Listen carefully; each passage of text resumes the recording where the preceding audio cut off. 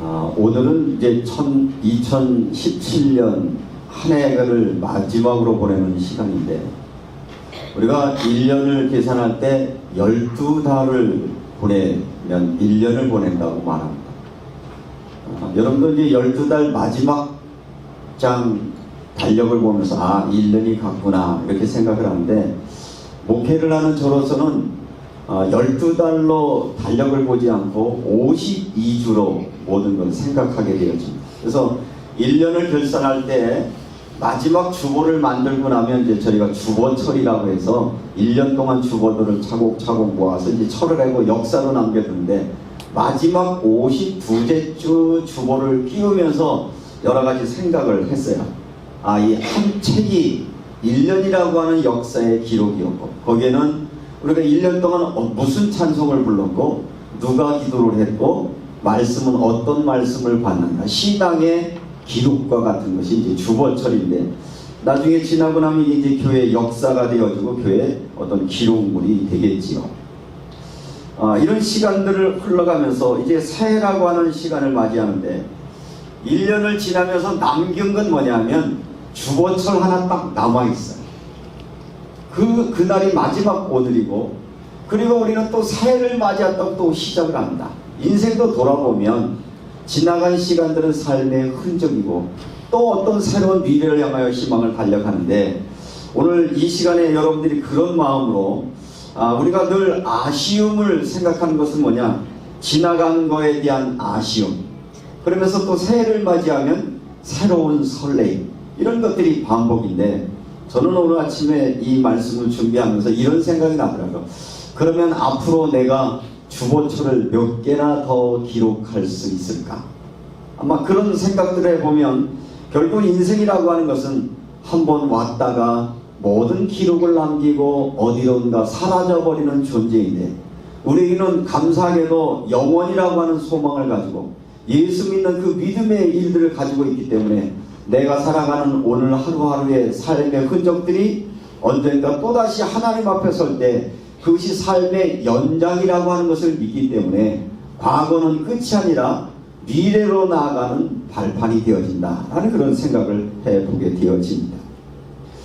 보통 이제 사람은 똑같은 상황을 놓고 입장에 따라서 사람들은 참 여러 가지로 바뀌는데, 이런 거예요.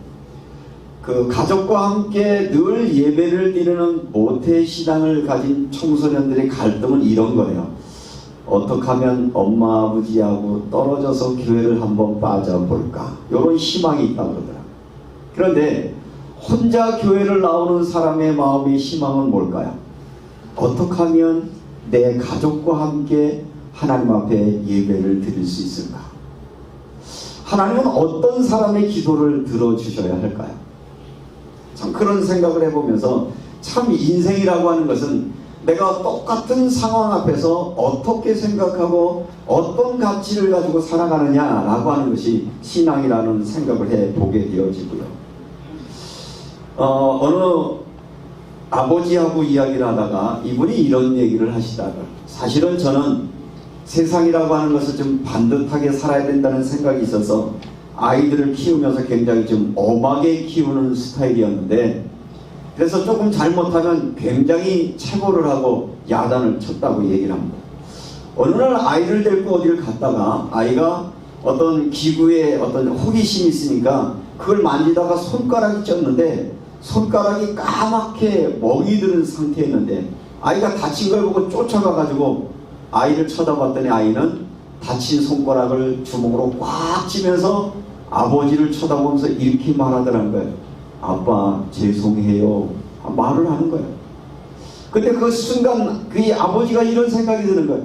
아니 애가 이게 얼마나 아플 텐데 이 아프다는 말을 아버지한테 한 말도 하지 못하고, 아버지가 두려우니까 자기 그 아픈 손가락을 꽉 쥐면서 아빠 죄송해요 라는 말을 할 때 자기를 돌아보면서, 도대체 내가 이 아이에게 무슨 짓을 한 것인가? 이 아이는 아파도 아버지에게 아프다고 말할 수 없을 만큼 내가 이런 엉터리 같은 아비의 짓을 했단 말인가? 그 사실이 깨달아지면서 그때부터 아이에게 자기의 마음을 털어놓고 이야기를 하면서 아픔의 이야기, 갈등의 이야기, 모든 이야기 나누다 보니까 지금은 친구처럼 아주 편안한 모습으로 살아가고 있다라는 그런 고백의 이야기를 들으면서 참 세상은 많고 많은 사람들의 수많은 사연들이 많지만 그 많고 많은 것들 중에 우리는 내가 하고 있는지 지금 무슨 짓을 하고 있는지 어떤 모습을 살아가고 있는지를 모르기 때문에 우리 인생이라고 하는 것은 많은 어려움을 겪게 되어지는데 이렇게 수많은 사건과 일들이 이루어지는 이때에 하나님께서 기도하다가 제 마음속에 주님이 주신 그 말씀이 생각이 났어요. 그 말씀이 수고하고 무거운 짐진 자들아 다 내게로 와라. 왠지 주님이 저를 1년의 삶을 돌아보면서 저에게 그렇게 말씀하신 것 같아요. 그래 수고했어 이제 내게 와. 내가 너를 쉬게 할게. 그런 하나님의 주신 그 말씀의 음성을 따라서 저는 오늘 이 말씀의 제목을 언제나 동일하신 주님, 언제나 우리를 보시면서 우리를 바라보시면서 우리를 긍휼히 여겨주시고 우리를 용서하시고 사랑하시는 하나님은 여전히 오늘 우리에게 이렇게 말씀하십니다. 수고하고 무거운 짐 내게 와서 다 내려놓고 편히 쉬어라. 이렇게 말씀하시는 주의 음성을 여러분도 듣는 은혜가 있기를 주님의 이름으로 축원합니다. 저희 사는 지역에 아침마다 올 때마다 휠체어를 끌고 다니는 아줌마 한 분이 계십니다. 그 휠체어에는 뇌경변을 앓고 있는 딸을 휠체어에 태우고 여름에는 더울까봐 그늘을 막아주고 겨울에는 추울까봐 모자를 씌우고 마스크를 씌우고 늘 밝은 모습으로 아이들이 학교 가는 시간에 시장도 가고 사무실도 달리고 그렇게 다니는 그런 아줌마 한 분 있습니다. 가끔은 그런 생각을 해봤어요. 저분의 마음은 어떤 마음일까? 사람들은 그를 보면서 두 가지로 반응합니다. 어떤 사람은 이렇게 말합니다. 아이고 얼마나 힘들까, 얼마나 괴로울까, 왜? 자녀가 저런 어려움을 당하면 얼마나 괴로울까. 그래서 제가 스스로 한번 물어봤어요. 저 엄마는 어떤 마음으로 저런 일을 하실까? 그러다가 그분의 표정을 봤어요. 표정을 보는데 아이가 비록 그런 장애를 가지고 있고 어려움을 가지고 있지만 그 아이에게 세상이 어떻게 움직이고 있고 사람들은 무슨 일을 하고 있고 계절의 변화는 어떤 것이 온 것을 매일매일 경험하고 싶게 한 그 엄마의 마음은 기쁨의 모습으로 실제의 모습을 끊는 걸 보면서 그 엄마의 그 따뜻한 사랑의 모습 속에서 주님의 모습이 보여지는 거 있죠. 만일 하나님이 저 영혼을 보실 때 어땠었을까? 우리가 보기에는 아픔이요 고통으로 보일지 모르지만 하나님은 여전히 저를 사랑하시고 저를 향하신 손길을 내주지 않겠냐 그런 생각을 해봅니다. 이와 반대로 5살짜리 자기 딸을 죽은 것을 시체를 갖다가 안매장했던 비정한 아버지의 모습. 참 세상은 이렇게 거꾸로해요. 어떤 이는 이런 모습으로 어떤 모습은 저런 모습으로. 그래서 세상을 향하여 세상에 의인은 없나니 하나도 없다라고 성경은 우리에게 영원히 말씀하고 있는 것이죠. 올해 우리가 연말을 맞이하면서 대부분의 많은 사람들은 1년을 돌아보게 되어집니다. 우리는 1년을 돌아보게 될 때 우리를 돌아보게 하는 기준이 뭐냐? 연말에 결산을 할 때 나의 인생의 손익의 계산점에서 나는 얼마나 많은 것을 남겼는가를 생각하게 되어지는데 그 얼마나 많은 것을 남겼느냐라고 하는 것의 결과는 뭐냐? 얼마나 이익을 남겼는가? 얼마나 내게 통장의 잔고에 얼마나 많은 돈이 모여 있는가? 라고 하는 것들이 마치 세상의 가치 기준처럼 되어져서 사람들은 한 해를 돌아볼 때 아유 올해 열심히 했는데도 불구하고 아무런 수익이 없거나 남은 것이 없다 그러면 스스로 말하기를 아유 인생 헛살할 것 같아, 올해는 실패했어 라는 마음을 가질 수도 있을 것입니다. 그것이 언제부터 이런 가치 평가가 됐습니까?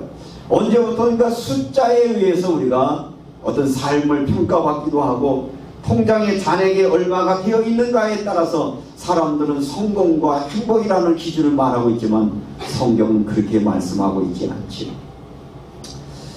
가끔 이제 그 우리 연애안에도 연애록이라고 하는 그 회의록 기록의 자료들에 보면 교회들을 기록할 때 교회 기록의 난중에 또 하나 재미난 기록이 하나 있는데, 우리 삼남연애 안에서 100대 교회 하면 어떤 순위하면 재정순위 많은 순위로 순위를 쭉 모아서 몇위 교회인가라고 하는 평가가 합니다. 우리 교회는 몇째쯤 될 것 같습니까? 460개 교회가 있는데 몇째쯤 될 것 같아요. 아무 생각 없이 왔는데 어느 날 우리에게도 순위가 매여져 있더라. 물론 100 안에는 들어가 있어. 그런 걸 보면서 야, 언제부터인가 하나님의 은혜와 하나님 앞에 살아가는 우리의 삶의 모습이 아니라 숫자로 교회도 평가하고 숫자로 사람도 평가하고 무언가 갖지 못한 것들이 세상의 모든 가치가 되는 이 시절을 보면서 이런 일들을 마음 보면서 하나님이 제게 주셨던 말씀, 아까 말씀드린 것처럼 수고하고 무거운 짐진 자들아 다 내게로 오라고 하는 주의 음성이 제게도 위로가 되고 여러분에게 위로가 되는 그런 은혜가 있기를 주님의 이름으로 축원합니다. 주님은 말씀하십니다. 세상 사람들은 여러분에게 그렇게 말할 수도 있습니다. 뭐 아무것도 남기지 못했어? 뭐 그래 잘해, 한 해 동안 수고했지만 결과가 뭐야? 라고 말할지 모르지만 주님은 우리에게 그렇게 말씀하지 않는다는 거죠. 왜냐하면 주님은 내게 오라고 말씀하십니다. 온 자에게 뭘 주시겠다고 약속하고 계십니까? 수고하고 무거운 짐진 자들아 다 내게로 오라, 내가 너희를 편히 쉬게 하리라고 하시는 것입니다. 그런 약속의 은혜의 말씀을 주는데, 그러면 주님이, 우리가 주님께로 왔을 때 주님이 우리에게 주신 그 약속은 무엇입니까? 그것은 하나님이 하시는 일들은 인간이 가지고 있는 근본적인 문제를 해결해 주심을 약속해 주고 있는 것입니다.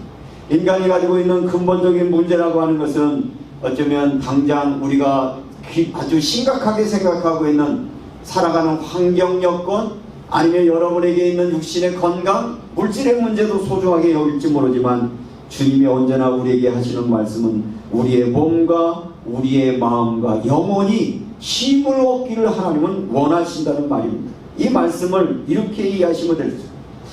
돈이 많은 사람은 행복할까요? 건강한 사람은 행복합니까? 반대로 생각해보면 그것도 진리는 아닌 것 같아요. 많아도 행복하지 않은 사람이 있고 없는데도 행복한 사람이 있고, 주님의 말씀은 우리가 세상의 가치 기준처럼 많으면 행복이고 많이 가진 자는 성공이라고 세상은 말할지 모르지만 하나님은 그런 것이 아니라 우리의 마음과 우리의 영혼 속에서 우리의 근본적인 문제를 해결해 주는데, 근본적인 문제라고 하는 것은 뭐냐?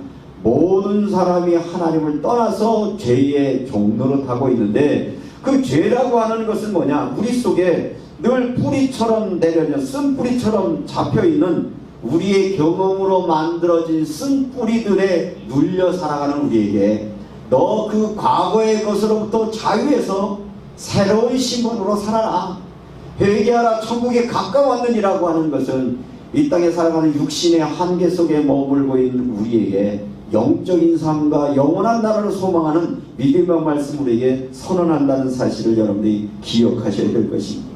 우리의 마음속에 잠재의식 속에 상처들이 뿌리가 내려서 그것들이 우리를 괴롭게 하는데, 그 상처를 치료할 수 있는 방법은 우리를 사랑하시는 하나님의 아들 예수 십자가의 사랑의 보혈로 여러분의 죄를 씻기시고 여러분의 상처를 씻기셔서 여러분이 하나님의 자녀가 되는 권세를 누리게 하시려고 하는 것이 수고하고 무거운 짐진 자들아 다 내게로 오라 하시는 주님의 요청이라는 말입니다.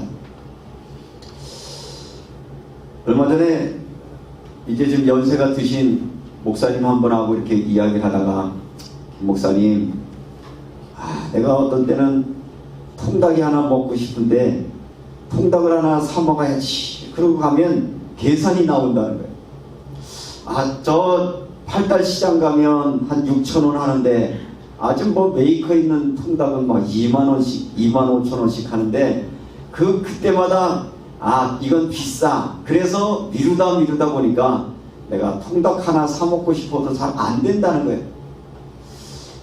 그러면서 자기가 어려운 시절 살았던 이야기를 하면서 그런데 불구하고 그러면 많이 마야 되잖아요.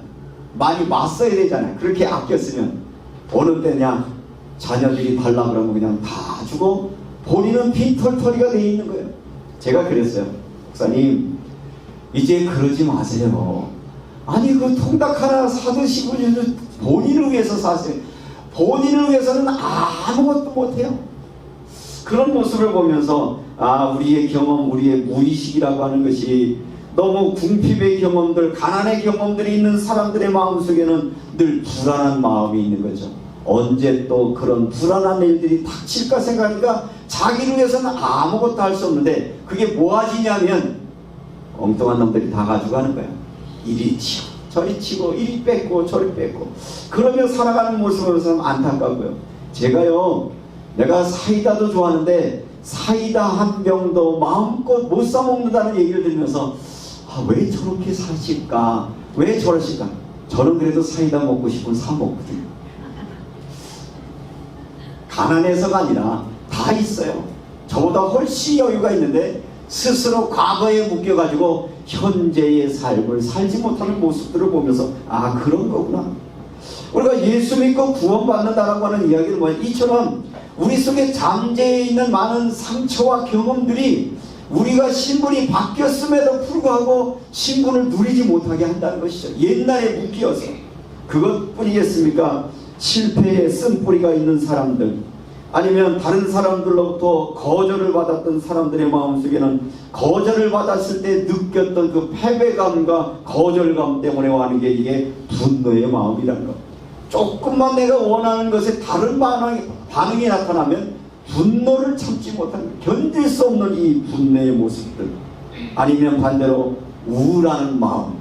그래서 수고하고 무거운 짐진 자들아 다 내게 오라, 이 말씀은 예수 믿고 구원받았다는 얘기는 뭐야? 구원받았다는 얘기는 뭐야? 빠져나왔다는 이야기예요. 거기에서 해방받았다는 이야기인데, 입으로는 구원받았다고 말하는데 오늘 현재는 나는 구원받은 자로 못 산다는 문제죠. 뭐에 묶여있어요? 과거에 묶여있는 것. 우리는 옛사람을 십자가에 못 박고 하나님의 자녀된 권세를 가지고 날마다 살아갈 수 있는 은혜가 저와 여러분의 있기를 주님의 이름으로 축원합니다. 삶을 살다 보면 사람들은 비교의식이라는 게 있어서 늘 인정받고 살아가는 사람, 그런데 인정받지 못한 그런 상처를 가지고 살아갈 수도 있습니다. 그렇게 되어지면 늘 인정받지 못한 것 때문에 우리의 마음속에 어떤 마음이냐? 경쟁의 마음이 드는 거지. 이 경쟁의 마음 때문에 견딜 수 없는 불안함과 경쟁의 마음들 뿐만 아니라 이 경쟁의 마음 속에서는 경쟁에서 이기려고 하면 내가 이겨야 다른 사람이 져야 내가 이기니까 이게 이제 비난이라고 하는 그런 습관으로 나타나게 됩니다. 다른 거에서 비난하고 부정적으로 말하고 판단하는 일들이 우리의 심령 속에 있다라고 하는 것입니다. 우리가 수고하고 무거운 짐진 자들아 다 내게로 오라, 내가 너희를 편히 쉬게 하리라는 말은 여기에서 우리를 해방시켜 주시겠다. 그 해방이 바로 죄의 용서이고, 죄의 용서라고 하는 것은 구체적인 어떤 윤리적인 행동이 아니라 우리 인간 근본 속에 있는 이 과거로부터 우리를 변화시켜서 새로운 피조를 삼아 주겠다. 여러분들이 성경은 많이 암송을 하죠. 영접하는 자 곧 그의 이름을 믿는 자에게 하나님의 자녀가 되는 권세를 주셨으니. 알아요. 그런데 여러분, 하나님의 자녀의 권세를 지금 쓰고 계시나요? 하나님의 자녀의 권세를 누리고 계시나요? 여기까지가 안 가니까 신앙생활은 하는 것 같은데 실질적으로 하나님의 축복을 우리가 누리지 못하는 것입니다. 왜냐하면 복음을 들었는데 복음이 나의 삶으로 아무런 영향을 주지 못하기 때문에 여전히 우리의 마음속에는 또 다른 수고가 우리를 누르고 있다는 것입니다. 그래서 오늘 2017년 한 해를 보내시면서 여러분들이 지나간 시간들, 아픔의 기억들, 실패의 아픔들 많이 있겠지만 이제 더 이상 그곳에 머무르지 마시고 기꺼이 내어 드리십시오. 과거로 보내주십시오. 여러분들 과거로 이걸 내려놓아야 뭐 할 수 있어요? 새로운 출발로 나아갈 수 있습니다. 여기에서 오늘 결단하지 않으면, 오늘 결단하지 못한 것 때문에 내일 새해가 시작이 되어도 또 그 연장선상에서 우리는 또 수고하고 무거운 짐을 질 수밖에 없다는 사실을 주님은 우리에게 말씀해 주고 있는 것입니다. 그래서 새로운 피조물, 새 신분, 새해가 됐다는데 사람들이 해구경 가는 이유는 뭐예요? 왜 가는 거예요? 묵은 거를 맞이하겠다는 거예요. 똑같은 원리거든요. 여러분들 지나간 모든 시간들, 여러분의 마음을 무겁게 했던 것, 슬프게 했던 것, 아파했던 것, 사랑관계 속에 있었던 모든 것 다 털어버리고 용서하시고 새해를 출발할 수 있는 은혜가 여러분의 있기를 주님의 이름으로 축원합니다. 이렇게 죄가 용서받았는데 문제는 죄의 뿌리가 우리를 사로잡고 있기 때문에 근본적인 죄는 용서받았지만 죄 때문에 쌓였던 우리의 삶들 속에 있는 나쁜 습관들은 여전히 나의 주인되고 있다는 것입니다. 그러니까 수고하고 무거운 짐진 자들 다 내게 오라 하시는 그 말씀은 단순하게 오면 끝나는 게 아니라 온 다음에 주님이 요구하시는 게 있어요. 뭐냐면 자 29절을 읽겠습니다. 나는 마음이 온유하고 겸손하니 나의 멍에를 메고 내게 배우라. 그리하면 너희 마음이 힘을 얻으리라. 하나님의 방식으로 여러분의 삶을 바꿀 때에 여러분에게 변화가 오는 거예요. 우리는 1단계는 했어요. 어디 왔어요? 주 앞에 왔어요. 두 번째 단계 뭐여야 돼요? 배워야 되죠. 배운다는 것은 뭘 전제로 하는 거죠? 실천하겠다는 걸 전제로 배워야 되는 것입니다. 근데 제일 먼 거리가 어디냐? 머리로부터 가슴까지의 거리가 굉장히 멀다고요. 그러니까 대부분 많은 사람들이 우리가 머리로는 다 아는데 이게 가슴으로 전달이 안 되니까 행동으로 안 옮겨지는 거예요. 정말 가슴의 변화가, 이걸 영혼의 변화라고 얘기합니다. 여러분의 마음속에 정말 이런 변화의 역사가 있기를 주님의 이름으로 축원합니다. 그러면 우리에게 나쁜 습관들, 아마 기도 제목 가운데 여러분들이 버리고 싶은 습관들 버리시겠는데 이게 반복됐는데 얼마만큼 반복되시면서 하셨어요? 그게 여러분의 나이잖아. 이건 아닌데 이건 아닌데 여전히 아닌데 하면서 가고 있단 말이에요. 그것이 우리 속에 있는 죄요, 우리 속에 우리가 주님 앞에 나와야 되는 이유 중에 하나인 것이죠. 그래서 우리는 이 나쁜 습관을 버리려고 하면 옛사람을 십자가에 못 박고, 십자가에 못 박는다는 말은 죽었다는 말인데 2017년은 십자가에 못 박은 거예요. 지나간 거예요. 여기에 더 연연하지 마시고 새로운 것들을 기획할 수 있는 은혜가 여러분의 있기를 주님의 이름으로 축원합니다. 그러려고 하면 우리가 물과 성령으로 거듭나지 아니하면 하나님 나라를 볼 수 없느니라. 하나님 나라를 볼 수 없는 자에게는 또 무슨 장벽이 옵니까? 하나님의 나라에 들어갈 수 없는 거예요. 제일 먼저 뭐냐? 내 안에 하나님의 나라를 볼 수 있는 눈이 열릴 때, 그래서 그 하나님의 나라가 하나님 나라에 들어간다는 말은 목사님 그럼 난 죽으면 그때 가면 내가 변화되지 않겠습니까? 말하는 사람들이 있는데 성경이 말씀하려고 한 그 말씀의 의미는 죽어서 하나님 나라 가는 게 아니라 지금 여러분이 예수를 믿고 여러분 안에 뭐가 이루어져야 되는 거예요? 주님이 다스리는 여러분의 생각, 마음에 하나님의 나라가 임해야, 그래야 여러분의 삶들 속에 구원받은 자의 삶의 열매를 맺게 하는 축복이 임한다라고 하는 것을 우리에게 말씀해 주고 있는 것입니다. 주님 우리를 초청합니다. 초청하신 예수님은 주님의 부르심에 응답한 우리는 훈련과 교육, 배움을 통해서 주님의 나라의 삶을 살아갈 수 있는 그런 은혜가 있기를 바랍니다. 그러면 우리에게 주님은 부르시고 어떻게 이 일을 처리하라고 말씀하시냐면 세 번째, 나의 멍에를 메라 라고 말합니다. 멍에가 뭔지 아시나요? 우리 젊은이들은 멍에가 뭘까? 그러니까 예를 들면 요즘 뭐 소달구지 있는 데가 별로 없어가지고, 그죠?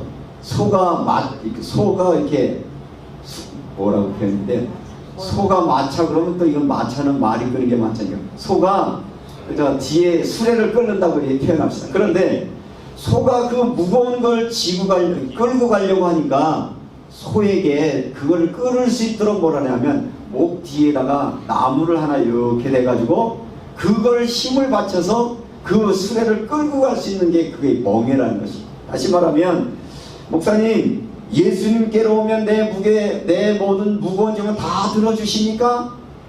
그런데 왜 내 문제는 해결해 주지 않습니까? 그래서 나는 주님으로부터 떠나겠습니다 라고 말하는 사람들이 의외로 많습니다. 그들에게는 뭘 몰랐느냐? 수고하고 무거운 짐진다 다 내게 오라, 내가 너희를 편하게 쉬게 할 것인데, 그런데 그 편히 쉬게 하는 것은 너는 아무것도 하지 않고 그 문제에서 자유롭게 하겠다는 게 아니라 너에게 그것을 감당할 수 있는 멍에를 주어질 것인데, 그 멍에를 메고 그것을 감당하면 네가 스스로 그걸 이길 거야, 내가 그것을 감내낼 것이다 라는 것이 주님 오늘 본문의 말씀 속에 주는 해답의 말씀이라는 것입니다. 나는 마음에 온유하고 겸손하니 나의 멍에를 메고 내게 배우라, 그리하면 너의 마음이 쉼을 얻으려니. 정말 여러분들이 이 땅에 살아가는 수많은 일들, 때때로는 도망가고 싶죠. 뭐 이렇게 눈으로만 보내요. 도망가고 싶죠? 한번 해보세요. 도피하고 싶고, 좀 피하고 싶고, 이런 일이 왜 나에게 벌어져? 이런 상황이 왜 나에게 왔어? 좀 여기 벗어나고 싶고. 그런데 주님은 벗어나라고 말하지 않아요. 멍에를 메고 그 일을 감당해 보라고 말합니다. 앞에서 말하는 이 멍에라고 하는 것은 짐을 질 때 효과적으로 감당할 수 있는 도구인 것인데, 그 멍에라고 하는 것은 결국은 예수님이 우리 위해서 주신 그 멍에가 뭐냐? 하나님의 뜻 앞에 겸손히 서서 하나님의 말씀 앞에 순종할 때 예수 그리스도는 하나님이 그에게 맡기신 그 무거운 짐을 기꺼이 지고 십자가 위에 순종하는 삶을 우리에게 본으로 보여주심을 성경은 우리에게 말씀하고 있는 것입니다. 다시 말하면 내게 주어진 이 모든 무거운 짐이 단순하게 나를 고통스럽게 하고 어려운 것이 아니라 이 짐을 통해서 누가 유익되는 거예요? 예를 들면 소가 마차를 끄는 이유는 뭐냐? 주인의 유익을 위하여 기꺼이 무거운 짐을 지는 것이죠. 예수님이 이 땅에 오셔서 십자가를 지시는 거냐? 하나님이 이루시기를 원하신 그 구원을 위하여, 하나님이 이루기 위한 여러분을 사랑하고 여러분을 구원해내기를 원하는 그 계획을 위하여 주님은 하나님이 주시는 멍에를 메고 십자가에서 순종의 삶을 살았음을 보여주고 있는 것입니다. 예수 그리스도의 복음의 깊이를 깨닫던 사도 바울은 그 짊어진 멍에, 복음 때문에 당하는 자기의 모습들, 비천함과 가난함과 그리고 궁핍함과 비난과 어떠한 형편에도 나는 자족하기를 배웠노라 라고 말하고 있습니다. 수고하고 무거운 짐진 자다 다 내가. 멍에라고 하는 것은 뭐냐? 회피가 아니라 도피가 아니라 능히 그것을 이겨내고 감당할 수 있는 하나님이 은혜로 공급해 주시는 그 은혜의 공급을 말씀하고 있다는 것이죠. 이 땅에 많은 사람들이 삶이 힘들어합니다. 많이 어렵다고 말합니다. 제3자가 봤을 때는 저 사람이 뭐가 힘들어? 그런 경우가 의외로 많아요. 많은 사람들은 그 사람들이 살아가는 삶을 희망으로 바라보는데, 마침 희망을 가지고 살아가는 사람은 그것이 너무 무겁고 힘겹게 여겨지는 삶의 모습들을 참 많이 바라보게 되어집니다. 무슨 말입니까? 이 땅에 살아가는 삶은 조건의 완성을 가진 것이 행복이 아니라 어떤 소명을 가지고 살아가느냐가 정말 하나님의 주신 위로와 평안이라는 것이죠. 예를 들면 의사가 의사 일을 할 때 뭐 때문에 의사가 되어야 하는가? 의사에 대한 소명이 없는 사람은 자기처럼 불행한 사람, 불쌍한 사람이 없다고 말합니다. 예전에도 한번 소개한 것처럼 어떤 의사 부인 되는 권사님이 이렇게 말하더라고요. 우리 신랑은요 매일 피고름 짜면서 먹고 살아요 라고 말합니다. 여러분들이 보기에는 아주 저런 사이 하나 얻었으면, 저런 아들 하나 있으면 좋을지 모르지만 외과 의사는요 맨날 피고름 짜는 거예요. 그런데 그 하는 일이 뭘 위해서 그 일을 하는 거죠? 돈을 위해서 하다 보니까 그들이 행복하지 않다고 하는 거예요. 나의 이 수고를 통하여 이 고통받는 사람이 생명을 살릴 수 있다면, 이런 소명의 마음을 가진 사람들은, 얼마 전에 여러분들이 그 의사가 캄보디아에 가서 선교하시는 의사 이야기가 SBS에서 한번 다큐로 방송된 것 같은, MBC에서 방송된 한번 보시면 그저 자기의 손길을 통해서 살아가는 사람 보면서 다 주면서도 행복하는 모습들, 여러분들의 직업은 어떻게 생각하십니까? 아이고, 이 일을 통해서 이거 얻으려고 하면 이것처럼 비참한 일이 어디 있어요? 내가 이것 받으려고 이 짓 하나 싶으면 아무것도 할 수 없다는 거죠. 이 일을 통해서 하나님이 나에게 준 소명이 무엇인지 발견될 때 우리는 모든 일들을 감당할 수 있게 되어지는 것입니다. 목회도 마찬가지인 것 같아요. 70년대, 60년대 은혜를 받았던 시대에 많은 신학생들이 불렀던 찬송 중에 하나가 부름받아 나서니 몸 어디든지 가오리까, 악을 골짝 골짝이라도 빈들에도 가오리니, 그런 찬송을 부르면서 정말 유독 어려운 곳으로 가는 것이 신학계의 유형이었습니다. 요즘 신학생들은 어디에서 오라 하면 거리 따집니다. 어떤 대우를 해줄 건데요? 가면 나중에 어떤 보장을 해주는데요? 그래서 사람들이 아무거나 가지 않습니다. 그래서 삼남년에서 목회하고 있는 목사님들이 말합니다. 전도사 하나 쓸래도 사람이 없네. 삼남에 내려오면 무덤이라고 생각하거든요. 여기 오면 수도관과 단절이라고 생각해서 아무도 오지 않습니다.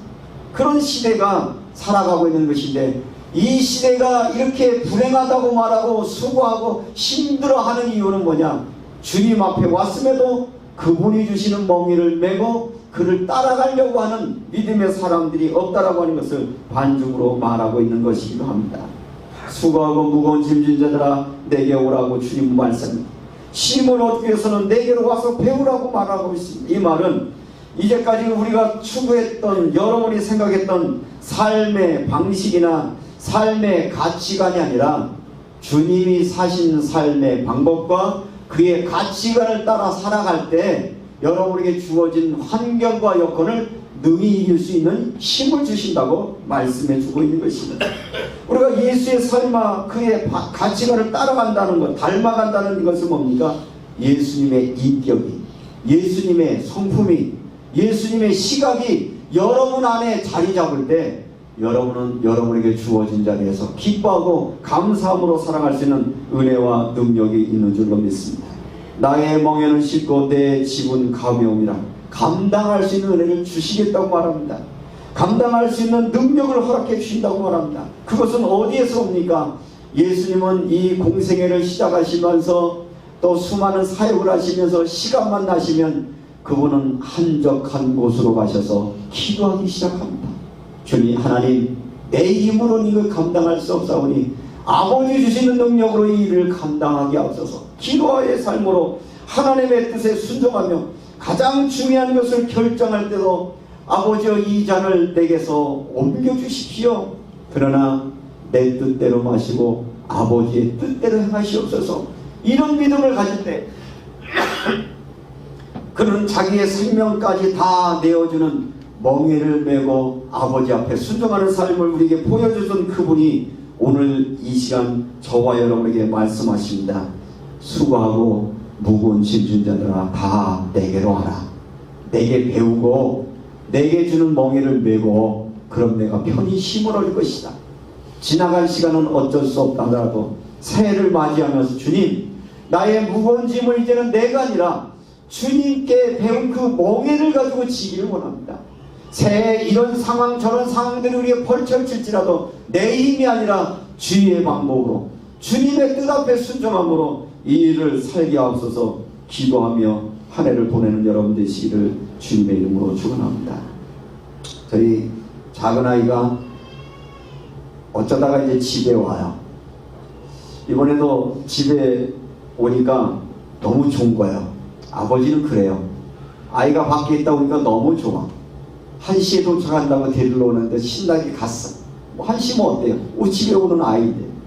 갔다 와서 이제 새벽기도 갔다 방문을 열어보니까 대자로 해가지고 팍 퍼져있는데 머리카락은 막 뒤집어 엉켜있고 옷은 뭐 일상생활 그렇잖아요. 이 표현은 널브러져 있는 게 있지, 널브러져. 근데 그 모습 본데 너무너무 예쁜 거 있죠. 이게 웬일입니까? 이게 뭐죠? 이게 아비의 마음이거든요. 뭐 화장을 하고 예쁜 옷을 입고가 아니라 아버지 집이라고 찾아와서 널브러져 있는 아이의 모습을 보면서 내가 좋은 모습을 보면서 그때 제목에 하나님도 이 마음으로 우리를 부르시는구나. 그래, 너 1년을 살면서 얼마나 지쳤니? 얼마나 비경식 속에서 힘들었니? 원하는 대로 하려고 하지만 잘 이루어지는 것 때문에 얼마나 마음고생했니? 그냥 집에 와서 쉬어. 언제든지 와서 쉬어. 언제나 동일하신 주님은 우리에게 그렇게 말씀하고 있습니다. 그래서 저는 오늘 주님의 그 마음으로 장로님들 1년 동안 고생하셨습니다. 수고하셨습니다. 이러니 저러니 누가 뭐래도 하나님 앞에 수고하셨고요. 우리 권사님 집사님들 수고하셨습니다. 성도 여러분 수고하셨습니다. 공부하는 학생들 수고했어요. 그게 저를 통해서 던져지는 하나님의 음성이 되셔서 여러분의 수고와 여러분의 아픔들이 다 주님의 주신 은혜로 치유되고 회복되어서 새로운 새해를 준비하는 저와 여러분의 있기를 주님의 이름으로 축원합니다. 수고했습니다. 잘 살았습니다. 하나님의 은혜이셨습니다. 옆 사람하고 눈을 한번 인사. 잘 살았습니다. 수고했습니다. 주님의 은혜로 한 해를 살았습니다. 그런 은혜 속에서 여러분의 집으로 돌아가면 계산하고 손익계산 따지지 말고 수고했노라고 애썼노라고 여러분이 품어주시고 그런 가정, 그런 교회, 그런 하나님의 품 안에 가운데 승리하는 저와 여러분 되시기를 주님의 이름으로 축원합니다. 좋으신 아버지 하나님, 자격도 없고 정말 하나님 앞에 칭찬받을 만한 일도 하지 못했지만 그럼에도